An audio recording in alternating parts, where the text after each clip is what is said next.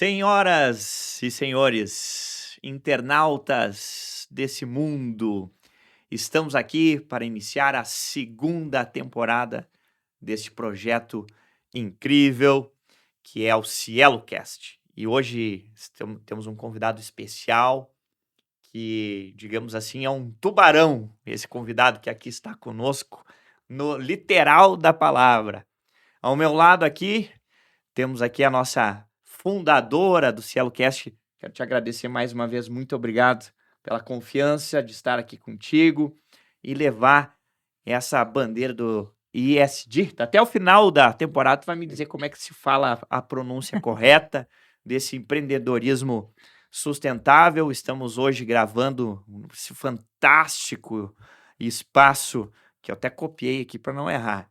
Fábrica Sonora, produção audiovisual do nosso amigo Cristiano. Muito obrigado por abrir a tua casa e para que a gente possa trazer esse importante tema para os internautas. É eu que vou com a Bio ou tu quer dar um alô para os nossos internautas? Eu vou dar um alô, Por né? favor, Manuela. Sejam bem-vindos a todos para a nossa segunda temporada, falar mais de sustentabilidade, ESG, inovação também, né?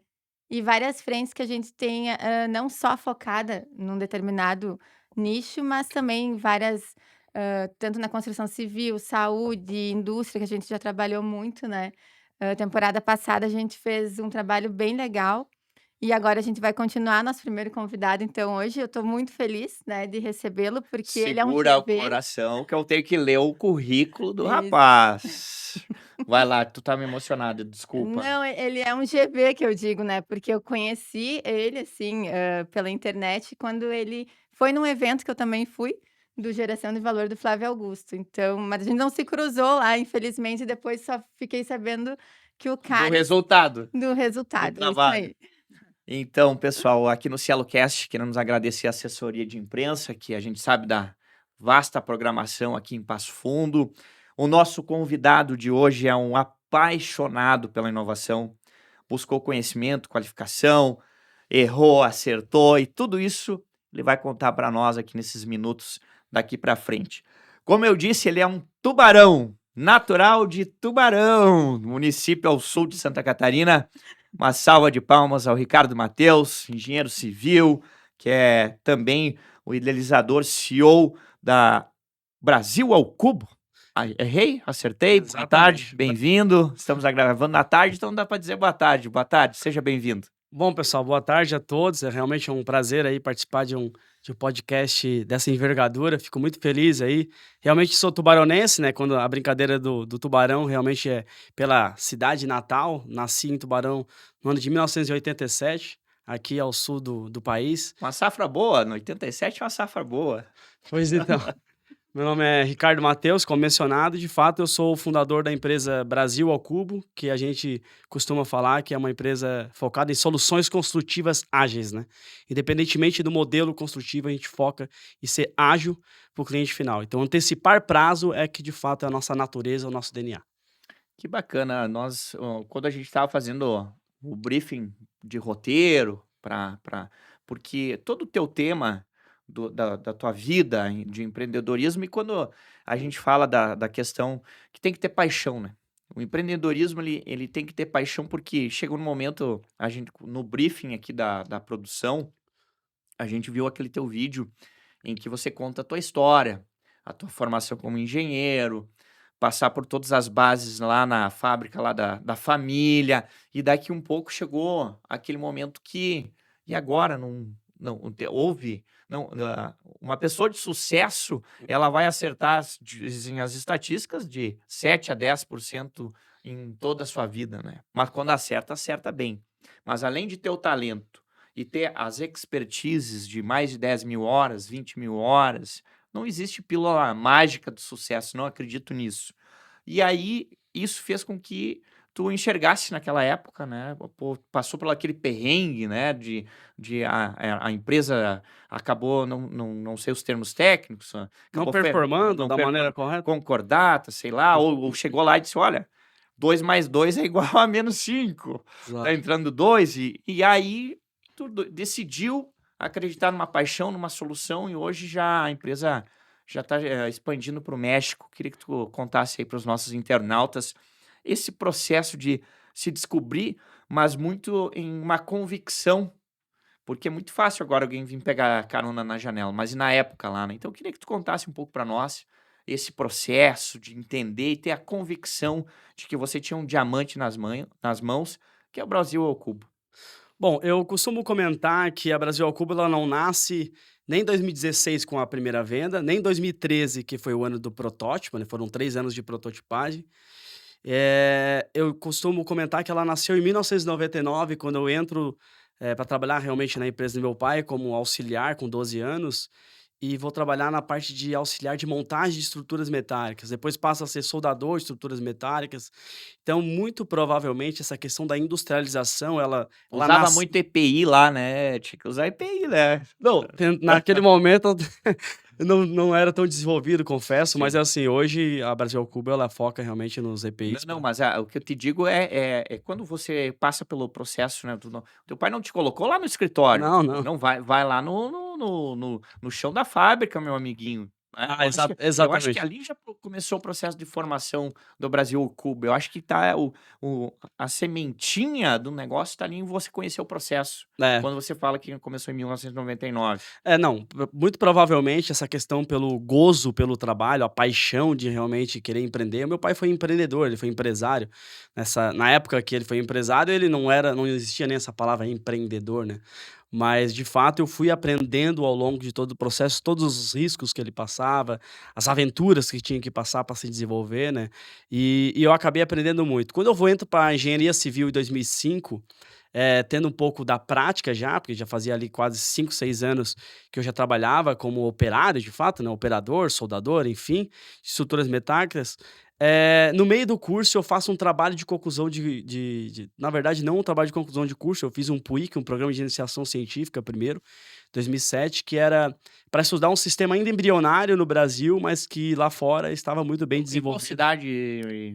Foi em Tubarão. Tubarão. Eu estudei na Unisul, né, Universidade do Sul de Santa Catarina, e quando eu fui bolsista dessa universidade para estudar esse sistema construtivo muito mais sustentável, que já existia há muito tempo lá O fora e que. bichinho pegou, né? Exato. E aí, como eu já tinha a parte prática do negócio, e aí com a parte teórica, fazendo engenharia, aí com certeza ali nasce um embrião que um dia lá na frente poderia ser essa industrialização da construção civil, que é a Brasil ao Cubo hoje, tá? Eu só para pegar esse gancho aqui, você começou a ser acelerado depois, logo em seguida, como que foi esse processo para construir, né, uma startup que Tá. Não, antes disso teve vários erros, né, a questão é essa. Quando em 2007 eu entendo o que é o Light Steel Frame, em 2009 eu faço um trabalho de conclusão de curso, né, que era o dimensionamento de uma residência unifamiliar em Light Steel Frame. Então ali eu aprendo um pouco. E eu vou tentar empreender com a empresa do meu pai, né, na verdade ele fazia parte de galpões, estrutura metálica e pai, pô, a gente fez aqui, várias obras ao longo desses anos, por que não fazer casas também em Light Steel Frame? A verdade que de 2010, depois que eu me formei, até 2012, a gente fez 12 obras, deu errado, assim, foi onde culminou algumas perdas, assim, da própria empresa, uma empresa familiar, não pequena, né, empresa muito pequena, mas que culminou que, de fato, lá na frente, de 2014, 15, ele teve que fechar a empresa. Então, teve um pouco disso, de querer inovar com o CNPJ dele, digamos assim, dar errado, mas naquele momento eu entendi como não se fazer uma empresa, de fato, né, aprendi teve muitos erros ali que me trouxeram para que, de fato, lá em 2016, eu fundasse a Brasil ao Cubo. Tu que ano sabes que você fez o Empretec, que eu vi também num vídeo que você comentou do Empretec, né? O Empretec é um curso muito legal, organizado pela ONU, né, e lá a gente Fez esse trabalha as Empretec. 10 características empreendedoras, que normalmente está marcante em vários empreendedores de sucessos, né. E das 10 naquele momento, em 2010, quando eu faço 2010 para 2011, eu aprendi que das 10 características eu tinha ali 7 bem afloradas e 3 delas nem tanto. E aí, lá na frente, eu fui entender que era mais fácil, ao invés de eu buscar conhecimento das 3 áreas que eu não tinha desenvolvimento, foquei nas 7 e fui buscar sócios competentes o suficiente para extrair aquelas 3 características que eu não tinha para somar, né. Então, eu entendi naquele momento que ter sócios para mim faria muito sentido, que foi quando a Brasil ao Cubo, ao longo do desenvolvimento dela, eu fui doando algumas participações para alguns sócios, e com esses sócios todos a gente fez uma sinergia muito boa. Agora pega essa aqui, ó, Fábrica Sonora. Clarice Lispector. Ensaiei em casa essa. Sozinho, tu até vai longe. Mas juntos, você vai mais longe. Arrume um sócio, cara. Tem que arrumar um sócio. Mas tem que ter uns bons sócios. Não, tem que saber, tem que escolher a dedo de fato, né? Porque se um mau sócio pode realmente ocasionar.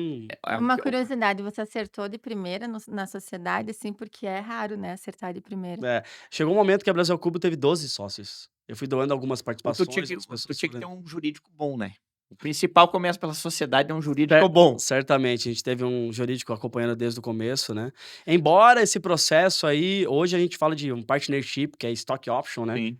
E lá na época não tinha nada disso. Era mais, eu quero virar meu sócio, eu pego participação aqui. Aqui no Sul a gente fala muito fio do bigode. Como é exato. que é a gíria lá? Mas exatamente, essa linha, né? A região Sul é fio do bigode. No fio do bigode mesmo. E acabou que somaram forças, né? E a gente acabou desenvolvendo. Sobre a questão da aceleração, a partir do momento que eu comecei a estudar empreendedorismo, porque de fato tinha um declínio financeiro na empresa onde eu trabalhava, né? E fui entender o porquê, comecei a verificar que existia um processo de aceleração de empresas que poderiam fazer com que tu tivesse uma expertise para se desenvolver mais.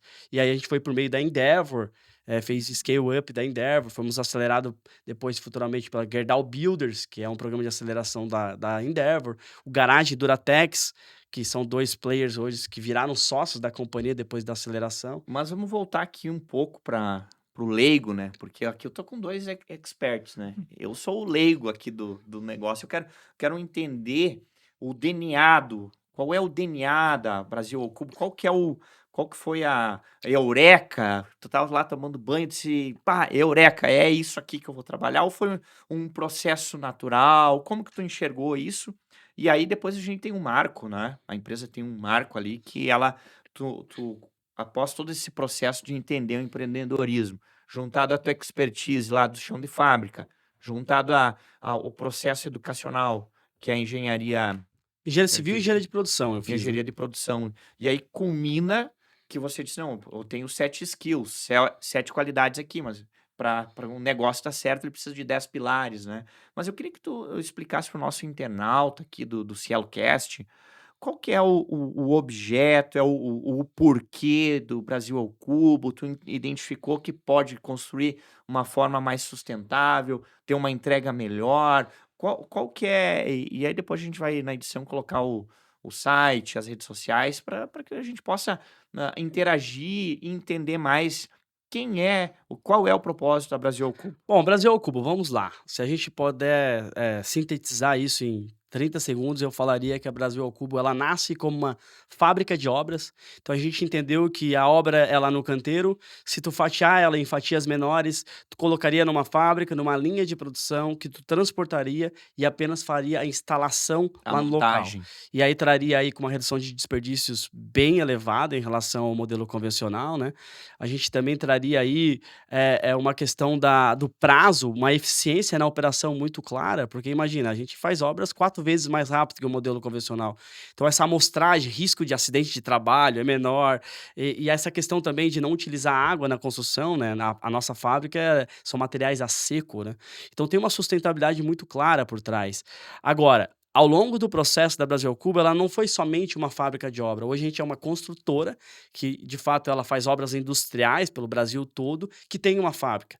Então a gente se transforma nisso para fazer essa questão do motor 1 e motor 2, né? Motor da inovação, que está olhando para o futuro, e motor 1, aquilo que traz o faturamento diário, para que a gente possa olhar para o futuro, mas estar qualificado, competente o suficiente para ficar viável no presente. Então a gente trabalha em paralelo a isso, depois a gente pode até abordar um pouco mais sobre esses assuntos. Depois a gente vai pedir pro Cristiano acessar o site para nós dar uma olhada aqui e mostrar aqui na nossa tela.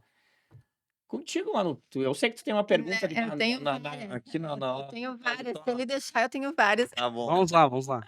Não, na verdade, assim, quando começou, né, a Brasil ao Cubo, quando startou, assim, como que foi a validação? Eu tenho curiosidade na validação, porque é romper paradigmas na construção civil, literalmente, né. E a gente sabe que esses modelos de empreendimento ainda têm desafios e oportunidades, no sentido de o custo, né, que ainda, se faz elevado, mas é um modelo totalmente sustentável, quando a gente olha para a questão do ESG. A gente reduz a questão de custos, né, com a geração de menos resíduos, então essa gestão também ela fica melhor, essa gestão de resíduos, mas no meu olhar para a construção civil, o pilar, mais, assim, de risco para a atividade é a questão do colaborador, o risco dele na atividade. E esse modelo ele consegue fazer com que esse risco diminua muito forte, né. Então, você quando começou o trabalho não tinha uma ideia que hoje essa pauta estaria tão forte e que teu empreendimento, além de casar lá quando teve a pandemia, que, tipo, era o produto certo na hora certa, agora ele também está alinhado com essa questão do ESG. Eu queria saber no teu olhar, queria não, quero saber teu olhar sobre essa pauta, se como que você olha para a sustentabilidade e para o seu negócio, e se esse empreendedorismo, essa liderança que eu vejo em ti, que é sustentável, né, você quer, disseminar ainda mais, porque tem vários, né, da geração dos 1980 e oitenta e poucos, que a gente Que também não é agora meu caso, eu sou jovem há mais tempo. que também estão empreendendo e querendo ter Se inspiram no se Ricardo. inspiram no Ricardo, se inspiram em várias frentes tuas, então E não tem pílula do sucesso, não tem Nissin Miojo lá do sucesso, tem muito trabalho. eu vejo é até algo que ele fez de que conversa com o colaborador, né, de trazer mais essa aproximação que eu vejo todas as empresas parece que elas começaram a fazer isso, né, é mais acessível chegar ao CEO da empresa como antigamente, né, por conta também da pauta ESG. Então era mais eu queria saber o teu olhar sobre isso e se você tem noção que impacta, assim, vários empreendedores para num case, né, num caso de sucesso. Bom, a Brasil ao Cubo, ela é uma empresa hoje de cerca de 1.000 funcionários, né. A gente tem profissionais no corporativo, profissionais na fábrica, profissionais na obra. Essa questão de dar palco para os nossos colaboradores, como de fato a gente tem lá podcast Café com o Fundador, que de Uhum. vez em quando eu entrevisto alguns colaboradores. A gente tem o Café com Liderança todo sábado nas obras, os gerentes de contrato das obras chamam os operários para ir lá bater um papo, entender realmente as demandas desse pessoal, é super importante. Mas a Brasil ao Cubo ela já nasce com aquela questão da hierarquia horizontalizada, né. A gente já nasce num novo momento da humanidade, né, ela já Uhum. nasce com uma inovação mais clara. Essa questão que tu traz, agora algumas empresas elas vêm trazendo algumas questões de estar mais próximo, a questão do ESG. A Brasil ao Cubo ela já nasce com isso. O produto da Brasil ao Cubo ela já é visão de futuro de um mundo melhor, de Uhum. questão da sustentabilidade que estava sempre evidenciada, né, por meio de menos desperdício e também o não consumo da água, que realmente é fantástico numa obra de construção a seco. Agora, a gente tem também a questão da governança corporativa da Brasil Cubo muito bem evoluída hoje, né? Quando a gente traz alguns sócios players estratégicos, a gente traz também essa governança de empresas centenárias, de fato, para uma governança da Brasil Cubo que mesmo em 7 anos a gente está muito bem desenvolvido. E também a gente tem um lado social da companhia que eu acho fantástico. A gente faz N processos, projetos de sociais em cada, estado que a gente trabalha. Trabalho, por exemplo, de trazer aí 30 mulheres para serem capacitadas durante 30 dias, e aí ela talvez mulheres que estivessem ali Tem em aquela situações de contrapartida que vulnerabilidade. já nasce dentro do DNA, né. Exatamente, essa parte social, assim, sempre teve claro. E a gente vai lá e contrata todas as meninas, e hoje são colaboradoras que estão com a gente, lá do Ceará, por exemplo, numa obra que a gente fez em Aquiraz. Então, assim, essa questão de sempre estar voltado para a questão social também, que uma empresa, ela tem o aprender, ganhar e dividir. Não adianta só aprender e ganhar, tem o dividir. E o dividir, às vezes, é grana, às vezes é conhecimento, e às vezes também é uma benfeitoria por meio da empregabilidade. Então, a Brasil ao Cubo ela já nasce dessa maneira, não é que ela se adapta a isso, ela já nasceu para ser isso, entendeu? Então, talvez essa seja uma grande diferença da gente para algumas outras empresas que estão por aí, né? Deixa eu te perguntar, hoje tu tem ideia de quantas obras estão tocando, quantos estados, como que tá vamos pular um pouco lá na frente antes de voltar para a linha do tempo da história, né. Hoje qual é o momento da Brasil Cubo, essa questão, por exemplo, de ter as certificações. Pô, se eu tenho toda essa responsabilidade social, tenho toda essa responsabilidade de entrega, como que trabalha com os fornecedores? Pô, eu quero saber se meu fornecedor lá realmente ele tem uma responsabilidade. Como que tá esse olhar com o cara que te entrega? Como é que funciona? Vocês fabricam porque tu me disse que é como se fosse o sistema de uma fábrica, né? A montagem e tal, uma linha de montagem. Então, como que é essas certificações, por exemplo, para mim ser teu fornecedor? Existem homologações, de fato, para que os fornecedores Atendo a aten Brasil Cubo. exatamente, com certeza. A gente faz uma leitura, né, uma varredura, tem hoje políticas de compliance dentro da companhia que a gente faz as avaliações,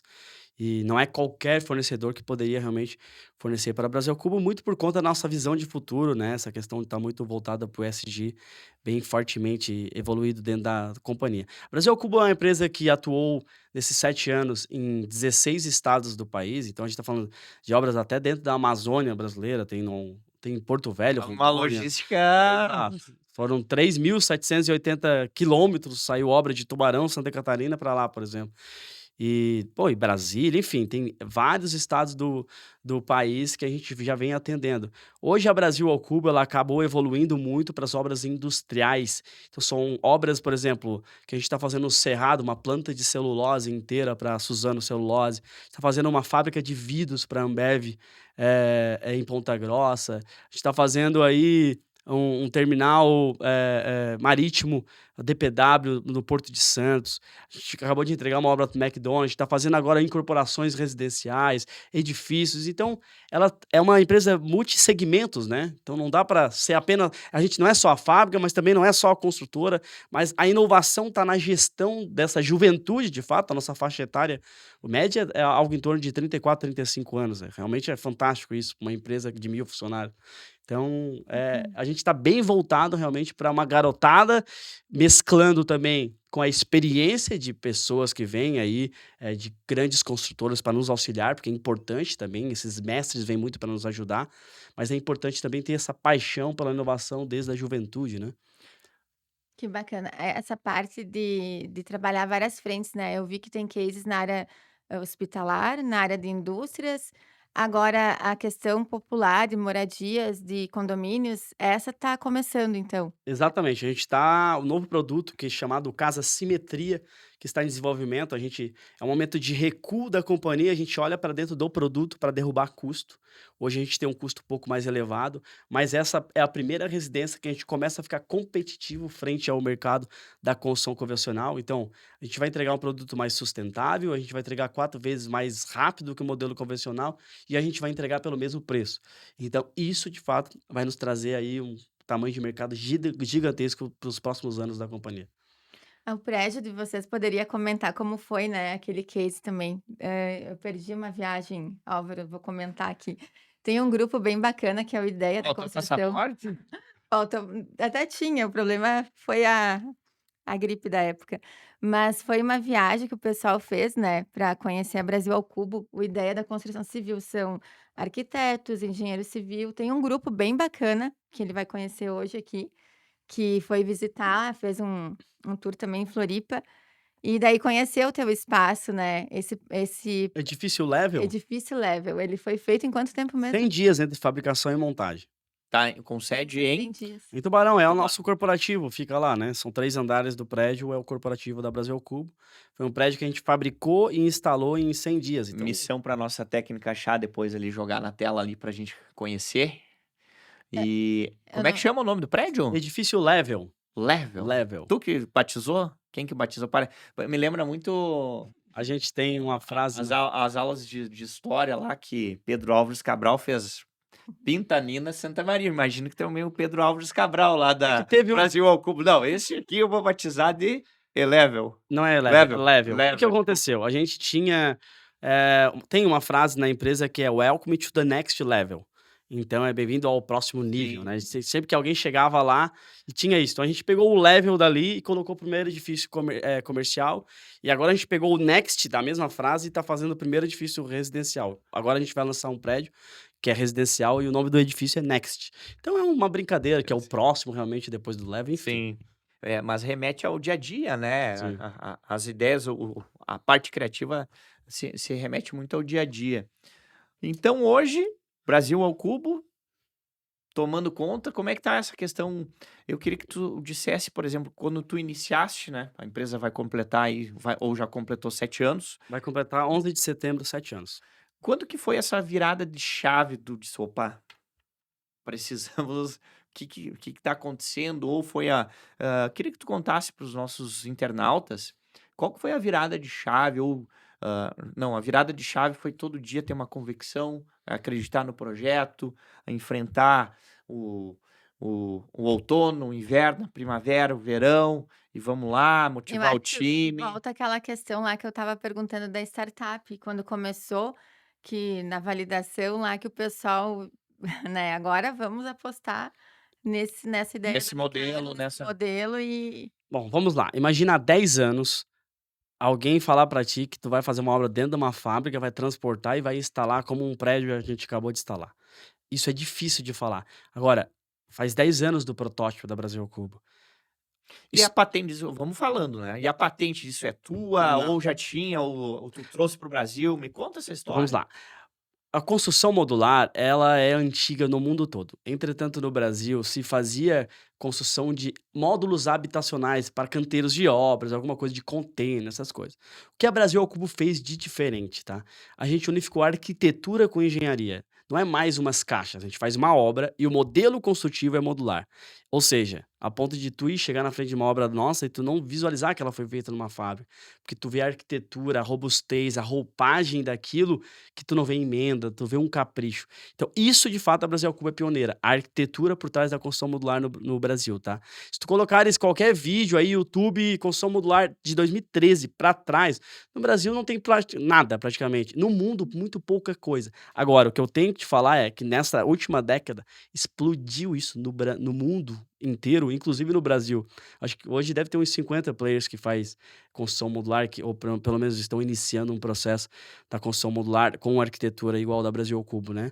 E no mundo, cara, explodiu isso. Hoje tem prédios de 40, 50 andares de construção modular no mundo todo, Qual né? foi o maior projeto já lá de vocês? Ou ainda tá. A gente acabou de entregar um hospital pro Albert Einstein em São Paulo, foi cerca de 4.000 metros quadrados, entregue em 150 dias. O modelo convencional, ao invés de ser 5 meses, seria 20 meses. Então, tu imagina para um cliente como o Einstein, que faz a alocação dos quartos de UTI ali, diários, né? E é caro, é uma UTI, tu antecipar 15 meses de faturamento de 60 leitos. Então, no final do dia, eu acho que esse é o maior case da Brasil como obra, que ela nasce um pouco mais cara inicialmente, mas em 4, 5 meses de faturamento ela A um valida qualquer. médio e longo prazo, ela. É. E a gente fez um prédio também de 8 andares, vai fazer agora um de 12 andares. Então, são essas. Isso para construção modular. Agora, as obras industriais, a gente está fazendo uma fábrica de vidros para a Ambev, por exemplo, que é uma obra de Greenfield, né? Do zero, realmente, a Brasil ao Cubo atendendo. Tem obras no Porto de Itaqui, São Luís do Maranhão, de 50.000 metros quadrados também. Então, essas obras industriais são ainda maiores, né? ela já vinha crescendo, né, Brasil ao Cubo, e na pandemia daí estourou. Foi isso? Tá, vamos lá. A Brasil ao Cubo, de 2013 até 2016, não faz nenhuma venda. A parte de prototipagem, a gente fez 3 protótipos. Agora, aquela máxima de Thomas Edison sempre esteve comigo, né? Eu não quero criar nada que eu não possa vender, cara. Porque imagina tu fazer 3 anos. Eu imaginava que realmente poderia ser o futuro da construção, mas não, ninguém pagava por aquilo. Então a dificuldade é muito grande. Então, em 2016, eu vendo 25% da empresa por R$ 400.000 para o investidor, e aí sim eu consigo colocar o produto numa feira. E na Tava aqui, feira. né? Exato. Ah, não, com certeza, altos e baixos.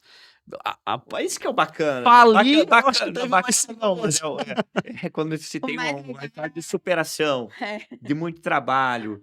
Poxa, é motivador te ouvir falar. Uhum. É Cara, motivador. a ver- E quem tem um projeto, e às vezes, cara, talvez aquela porta tá para abrir uma janela, pode ser meio blasé, meio clássico, mas realmente é assim. exato. É Cara. assim. E assim, o que a gente enxergou, o que eu enxergava até no business plan que eu fiz em 2014.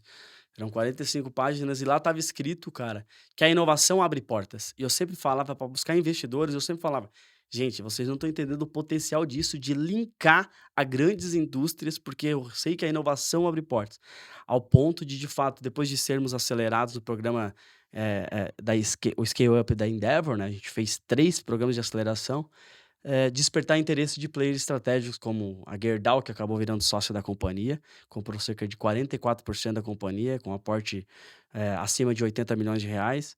E a Dexco, mais recentemente, quando compra aí 19% da companhia, a gente soma algo em torno de 200 milhões de reais de investimento. Então, como Mas a gestão enxergar? está no teu guarda-chuva, desses Esse ano, aportes. Ricardo, A essa... Gerdau foi 2020 e a Dexco foi este ano. Último janeiro a gente faz a conversão com a Dexco. Então, assim, o que ocorre, né? Eles enxergaram o potencial de escala na companhia. A partir do momento que tu fabrica e tu envia, o teu mercado, normalmente as construtoras ficam bitoladas regionalmente. O mercado da Brasil Cuba é fabricar e enviar. Então o mercado aumenta. O tamanho de mercado aumenta, tendo receita, o valuation da empresa também aumenta. Então é isso que eles enxergam. E aquela máxima, né, que tem muito aqui no Sul, né? Pedreiro bom sempre tem trabalho. Como é que é o profissional lá da ponta, na parte da montagem? Tu consegue pegar esse que tá no tradicional e trazer para o Brasil ao Cubo, ou tu tem que buscar fonte de matéria-prima de trabalho, de gestão de pessoas em outros lugares? Bom, basicamente assim, eu sempre costumo falar que quem trabalha com prumo, esquadro, nível, trena e linha, ele vai fazer o que quiser, cara. Então, assim, a partir do momento É que ele vai para uma verdade. fábrica, se ele souber esquadrejar, botar no prumo alguma coisa, cara, 30 dias ele já está capacitado para operar no modelo industrializado que é a Brasil Cubo. E melhor, de maneira ergonômica, ele vai trabalhar mais facilitado, porque ergonomicamente é muito melhor tu trabalhando numa fábrica do que estar num campo lá, levantando tijolo, massa, cimento Uhum. pesado, concreto. Então, ergonomicamente, eu também falo que a Brasil ao Cubo, a questão do social nosso é muito interessante, porque é muito mais fácil para o colaborador trabalhar. Então, mas assim, questão de treinamento a gente também costuma fazer. Agora, pegando essa pauta social, é importante falar, não deixar escapar isso, porque uma das maiores dores da construção civil é a falta de mão de obra, principalmente qualificada, né? E então, trabalhar o social frente a uma visão que às vezes acha, a construção modular vai tirar empregos, né, dessa construção convencional, não é, porque vai qualificar. Vai abrir portas. Vai abrir portas, vai fazer com que aquilo seja mais produtivo, né, e até a questão da qualidade e saúde do colaborador como um todo, porque é que nem você disse lá, trabalhar a segurança, do trabalho do colaborador é prioridade na questão social, ainda mais na frente do ESG. Então é bacana falar, deixar aqui, acho que falar para os ouvintes essa questão que a construção modular não tira a mão de obra como alguns têm, visto, falado por aí, pelo contrário, né, porque tem um problema de a gente fez aqui há pouco tempo, o próprio Grupo Ideia, eles levantaram, fizeram um diagnóstico de qual é a maior dor da construção civil: a mão de obra.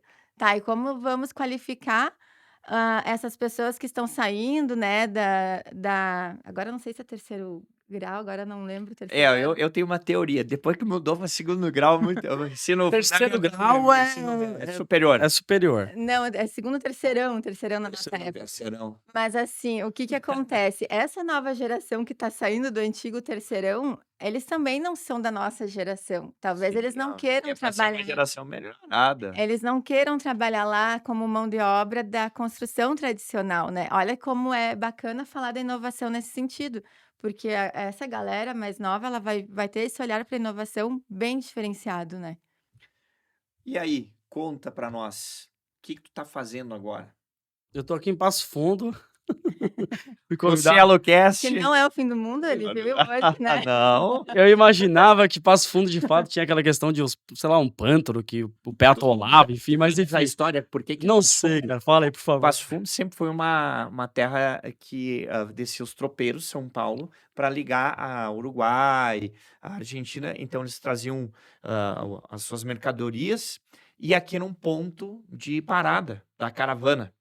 E aí, na época, o Rio não estava entre a arquitetura moderna, contemporânea. Quando eles passavam com a caravana, era um passo, e eles disse, não, mas a cada passo afundava. E daí ele disse, não, nós vamos parar lá no Passo Fundo. E aí, ao decorrer da fundação da cidade, é em função dessa história, que sempre foi uma terra de passagem, tanto para levar insumos, e aí Sabe que é esta é a história. do Teixeirinha né? Não sei se você conhece Olha o só, meu Fulano. pai falou isso hoje quando eu saí de casa. Ele falou a terra do Teixeirinha e ele cantou, acho que uns 30 segundos de uma música. Viu Como é que é só? o nome do teu pai? Meu pai é Manuel, cara. Seu Manuel, o senhor é o culpado desse rapaz estar aqui abrindo portas para a inovação. A gente está muito feliz de estar aqui contigo. Eu não sei se o pessoal está controlando o tempo, vai me Eu sinalizando tô aí. controlando aqui. Ah, Até eu ia fazer uma coisa que eu e eu tenho vai. curiosidade. Vou. Eu acho que eu vou, mas é que eu não combinei nada, não passei isso, não. Não, a Dale, produção não dale. tá sabendo? Vai, tá tudo certo. Não, mas uma curiosidade que eu tenho, né? Porque geralmente quando a gente pergunta quem é fulano, a maioria responde Irmão do ciclano. o que eu faço, né? O que eu fui formado e tal. Mas eu gostaria de saber quem que é o Ricardo sem saber sem dizer o que faz. Quem é, como que é a tua rotina como empreendedor, sem dizer o que É faz, né? fácil É falar do difícil. outro, agora falar da gente é complicado, né? Eu sou um cara realmente, aquela questão da paixão pela inovação sempre teve muito clara, né? Mas eu também sempre quis vencer na vida, né? Quando eu fiz engenharia civil, eu fui orador da turma lá na faculdade e eu lembro daquele dia que eu olhei assim para todo mundo, eu gostei daquilo. Eu gostei de ter sido orador. Eu gostei de ver meu pai e minha mãe emotivas por aquela questão. E ali eu tracei que eu naquele momento, às vezes o sonho da gente ele vai galgando outros passos e a gente nem imagina. Mas naquele momento eu só queria ser o melhor aluno que a engenharia civil da Unisul formou da história. Esse era o meu sonho, entendeu? Então, assim, depois a gente vai evoluindo essas questões, né? Então, eu sou um sonhador que eu acordo para sonhar, então essa é a verdade, né? Quando passarinho que acorda cedo bebe água limpa, isso é claro. Então, quer sonhar de fato, acorda para sonhar. Então, eu sou um cara de fato isso, né? Muito emotivo, nostálgico, gosto também do passado, de remeter a esse saudosismo, uma coisa, eu gosto de música, Da na história. escuridão, de história, gosto de astronomia, é umas coisas meio malucas assim, Tô que tá vendo dentro tô vendo da NASA. pelo traje hoje aqui. Que É. bacana. É coisa da geração dos 80 e poucos. O Álvaro tá um pouco adiantado. Não, Ele não. não, ele É, igual eu não fui aqui entende. no estúdio e eu vi as guitarras ali, cara, aquilo ali é uma joia rara que a gente tem que, né, Nos realmente dias de hoje, é de arrepiar quando a gente chega ali e vê, pô, uma coleção de guitarras. Então, realmente fiquei bem feliz de ter espaço incrível aqui, né? Eu vou voltar aqui para eu não errar aqui os nossos reclames do Plim Plim, Fábrica Sonora, produção audiovisual. Um abraço pro nosso amigo Cristiano que nos recebe aqui hoje para gravar a segunda temporada do Cielo Cast. Lembrando que a gente vai estar no próximo mês, em setembro, juntamente com a Feitec, de 14 a 16 de setembro, e trazendo convidados desse mundo da inovação, pensando que eu tenho um amigo que ele vai dizer, né? Olha, eu prefiro consertar esse planeta do que achar outro para morar. É mais fácil nós ajeitar esse aqui do que ter que achar outro. Então, é uma pauta que realmente vem tomando corpo, olhando pela história da Brasil ao Cubo, com investimento de empresas consolidadas, pegar uma Gerdau e como que chegou? Foi ofício? Foi e-mail? Como é que foi essa chegada de, opa, os big players, vamos chamá-los assim, né? Os grandes jogadores estão batendo a porta aqui da Brasil ao Cubo, que começou aqui lá quando eu estava há 7 anos atrás, enfim. É Como é que que foi essa sensação, esse momento, essa história? Ou foi natural? a vida empreendedora, ela precisa de alguns momentos de sorte. A verdade é essa. A gente estava com o produto certo para o momento certo na hora da pandemia, né? Embora, um momento super delicado da humanidade, mas a gente fez 530 leitos para salvar realmente vidas. Então, essa questão da Quais estados fizeram? Todo o Brasil, esses a gente 500 fez centímetros aqui e no Rio Rio Grande Grande do do Sul, em Sul. Porto Alegre, a gente fez em Brasília também, a gente fez em Porto Velho, a gente fez em São Paulo, a gente fez em São José dos Campos. Então foram várias. Como é que ficou a tua parte de acompanhamento? Acompanhou todas de perto? Sim, não, todos. A parte da construção modular da companhia Brasil ao Cubo, ela é industrial e construção modular, né? A parte de construção modular eu sempre estou muito à frente. E então eu estive em todos os lugares, com certeza. E foi realmente legal, porque assim, 28 dias tu entregava o hospital e depois de uma semana a gente ia lá, porque ainda tinha uns checklists para fazer, né? Já tinha gente dentro, mas aí tu via as primeiras pessoas já saindo ali de cadeira de roda de dentro Fico- do hospital se curando com a faixa. Eu me curei da Covid e tal.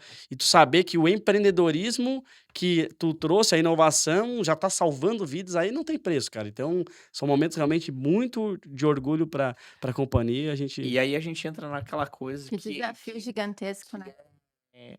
não que o pessoal fala muito de propósito, poxa, mas você enxergar isso, entregar realmente deve ser para aquecer o coração de Cara, uma forma assim, é que assim, ver uma pessoa saindo de um hospital que você construiu em 28 dias, onde ela pode se recuperar de uma doença que ninguém sabia realmente, Mas e ou qual que todo dia seria era qual que seria o cenário da pandemia sem essa Exatamente. alternativa que vocês tinham no momento, né? Olha só. a questão, eu sempre comento assim, as pessoas quando querem, até fica uma dica para quem quer se desenvolver, criar empresas, inovar. Hoje tem uma métrica, uma máxima, talvez, tem que ter um propósito, enfim. Eu não acredito muito nisso, eu acredito muito mais na cultura da empresa que no final do dia vai gerar um propósito, entendeu? Então nasce a empresa e dependendo de como for a gestão dela, como a cultura dela é Ela tem que aflorada, nascer dentro, não e sendo imposta. exatamente isso. E a Uhum. Brasil ao Cubo, ela nasceu esse propósito de fato. Pô, seja auxiliando o desenvolvimento dos hospitais, ou seja, nos treinamentos, na capacitação dos jovens que lá estão, ou das meninas que lá estão sendo desenvolvidas, entendeu? Então o propósito é muito legal, muito bonito falar, mas assim, ela tem que aflorar de dentro da cultura da empresa. E é isso que a Brasil ao Cubo nasceu. Ela nasceu realmente com a inovação, com a sustentabilidade, mas o propósito mesmo, depois de 3, 4 anos de cultura de fato da nossa companhia, e aí o empreendedor ele não cria uma empresa, ele cria um time, o time cria a empresa, então entender isso de fato, que é todo mundo junto, todo mundo se adiantando, nasce uma cultura tão forte que o propósito acaba aflorando, e é isso que a gente tem hoje na companhia. Bacana isso, porque assim, a maioria fica, ai, qual que vai ser meu propósito, né? E só que se você não estiver trabalhando, desenvolvendo, você nunca vai saber, porque daí desenvolvendo você vai saber no que é bom e aí vai descobrir qual que é o propósito, Tem né? que ir a mercado, o mercado vai te dizer se está indo pelo caminho certo ou pelo caminho errado. Eu tenho pavor quando alguém chega e às vezes vem muitas pessoas falar, eu queria apresentar uma ideia pra ti, mas, cara, não conta pra ninguém ou cara, então se não for nem pra eu contar, então nem fala pra Então não mim, me cara. conta. Porque assim, se o mercado não te der feedback positivo ou negativo, a tua ideia não é nada. Então, E cara, outra, ninguém vai replicar você. isso. Então, O que eu vejo assim, muitas pessoas têm isso aí, então isso é um erro, porque o mercado que vai dar as diretrizes, se tu vai ter que pivotar ou não teu modelo, aquele momento que tu enxerga que o caminho é aquele, mas no momento ali tu pode realmente pivotar aí para outro caminho que nem era aquela primeira ideia, mas é o mercado que vai te dar as respostas. Então, o propósito nasce depois de um período da empresa, é isso que eu acredito, entendeu? E essa questão de pivotar e você ser sensível para mudar logo, né?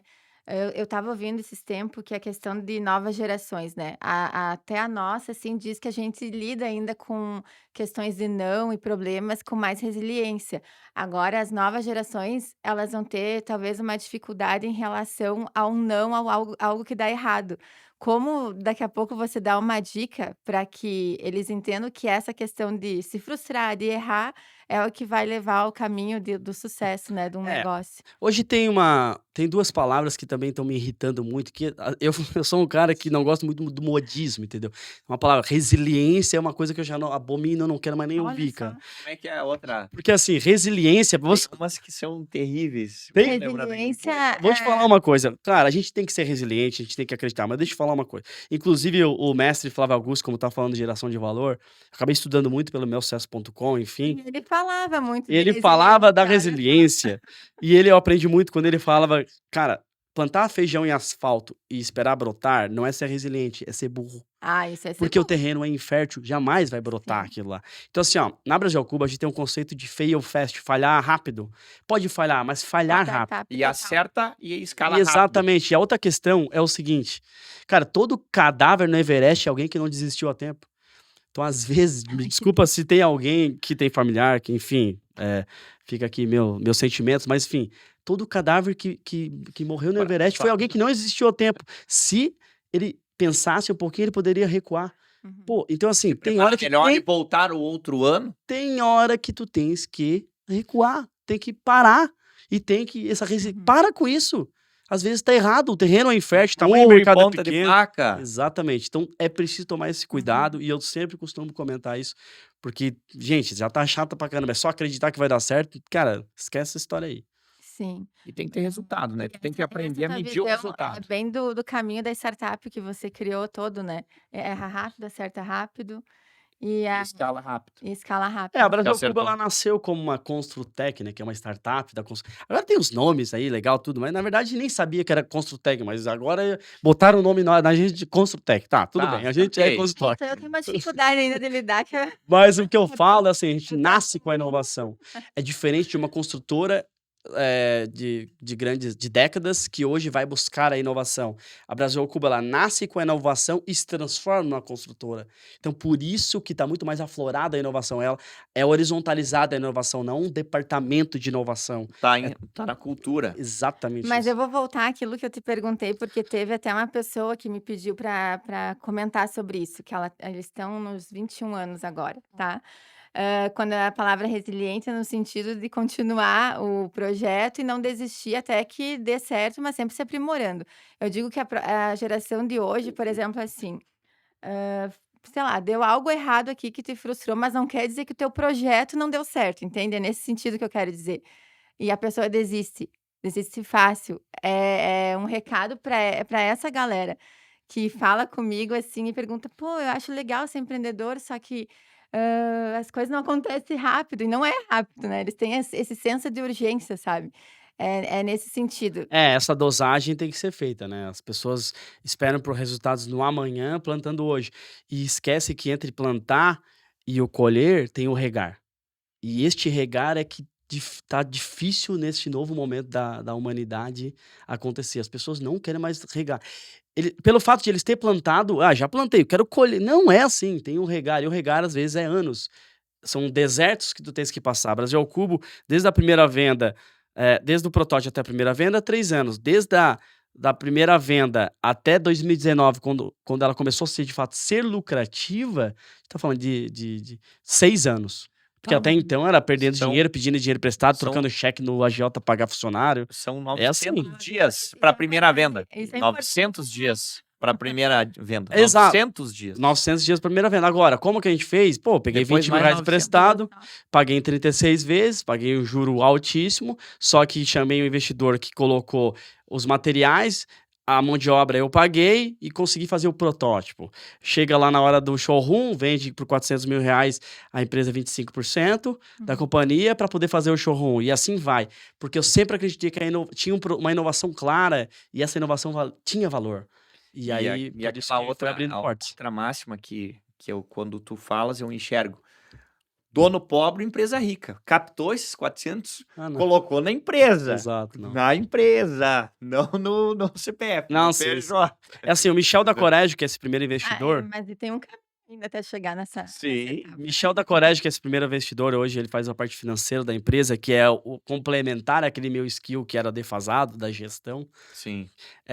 Ele acreditou muito no sentido, ele trabalhava numa plataforma de petróleo lá dentro, tinha todas as economias, um moleque de 25 anos, se eu não me engano na época, as economias eram 400 mil reais, ele chegou e botou tudo num moleque All com in. 45 páginas de um business plan dizendo que queria mudar o mundo. Então tem que ter um pouco do all-in, de arrisque tudo. E mesmo, e por incrível que pareça, ele é extremamente conservador até hoje, mas para isso ele tomou uma decisão.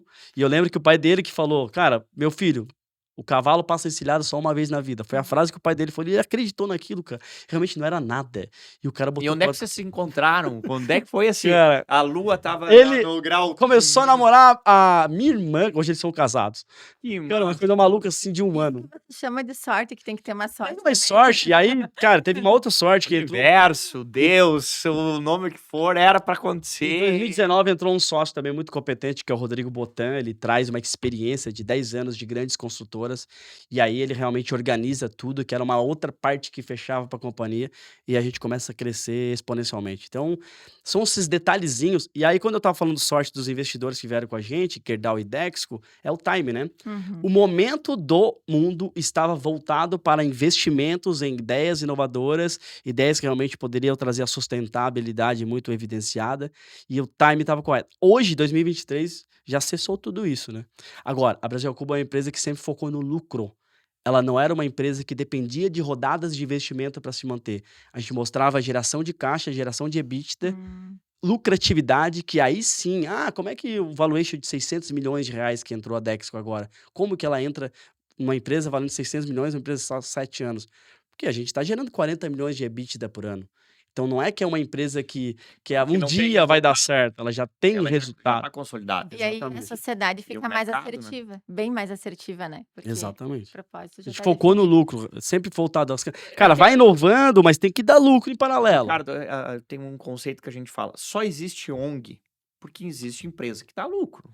Senão não existe. Exato. E aí, quando você traz essa parte de sustentabilidade, de organizar, de economizar os recursos para fazer as entregas, começa a mostrar a inovação de que nós estamos nesse planeta e não tem como a gente se mudar.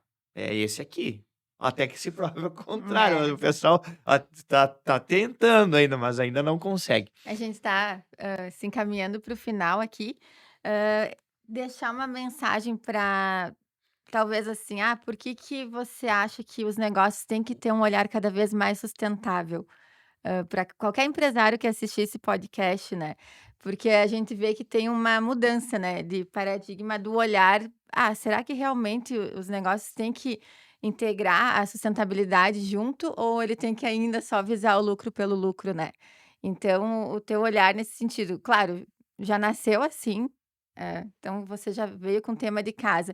Mas para quem está nesse processo de mudança, até para se manter no mercado nessa jornada, né, ESG que a gente comenta bastante. Toda empresa, ela deveria pelo menos nascer para gerar valor para a sociedade.